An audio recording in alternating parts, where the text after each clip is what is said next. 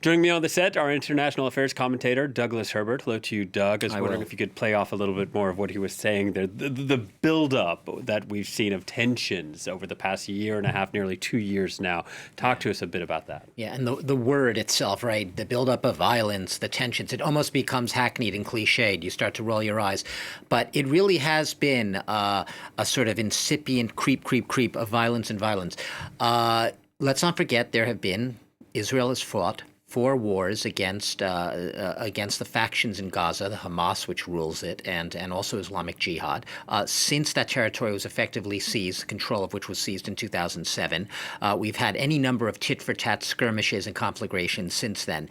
But more specifically, in the past 6 months or so, going back to April, we have seen a series of incidents and tensions and violence, both in the West Bank and in Jerusalem, and in Gaza itself. We had an Israeli police raid on the Al-Aqsa compound back in April, and that was in Jerusalem, and that had prompted Palestinian retaliation fire from what they called retaliation fire from Gaza. And also in that incident back in April, you also had militants from southern Lebanon, Hezbollah, also firing missiles into northern Israel. So this was an unusual sort of conflagration. And this, like I said, was prompted by an Israeli police raid on the Al-Aqsa compound, which, as we've been saying, is basically sacred to both Jews and Muslims. It's a flashpoint if ever there was one. In May, we had Israel and the Iranian-backed Islamic Jihad, that militant group.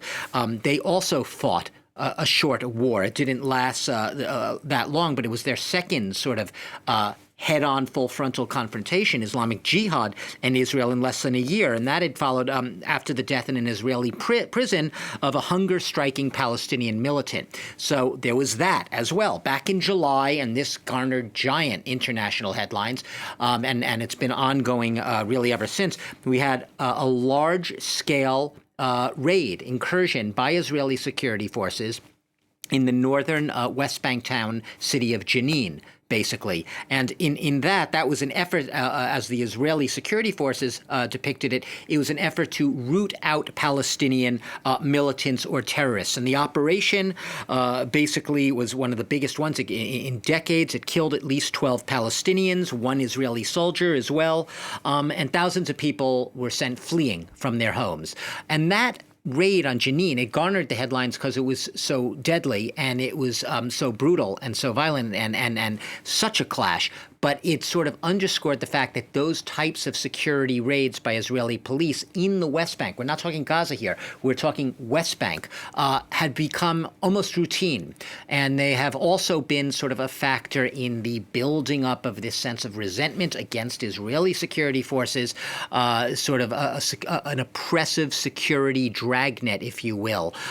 So we've seen that. And also in September, just last month, we saw clashes, which don't always happen, sort of unusually violent clashes between Israeli security forces and Palestinians near a security fence on the Israeli-Gaza border, in which Palestinians were reported and shown hurling explosives, and that in return prompted a brief flare-up in violence. It didn't turn into a full-fledged war. All the factions didn't get dragged into it. It didn't, fortunately, lead to anything more. But you could see it's more than just a percolating sort of drip. All of these things, you could say they're isolated incidents, but they've been happening routinely, regularly, month after month, here, there, this flashpoint, that flashpoint, and they all sort of add up to an explosive cocktail at some point, a ticking time bomb, and something of this nature waiting to happen. And you throw in what you were talking about before, Will,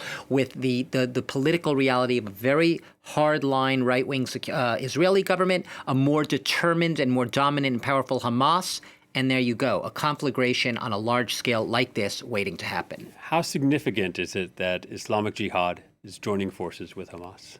Yeah, I mean, look, do they always join forces? No. Do they share absolute common goals? They share a general rejection of Israel and obviously of any Israeli control of Gaza. Because let's not forget that Israel essentially, even though, as your guest was saying before, even though yes, Israel under Ariel Sharon did withdraw all of its IDF, all of its troops from Gaza back in 2005, so it's almost 20 years ago, and there have not been any Israeli troops permanently based in Gaza.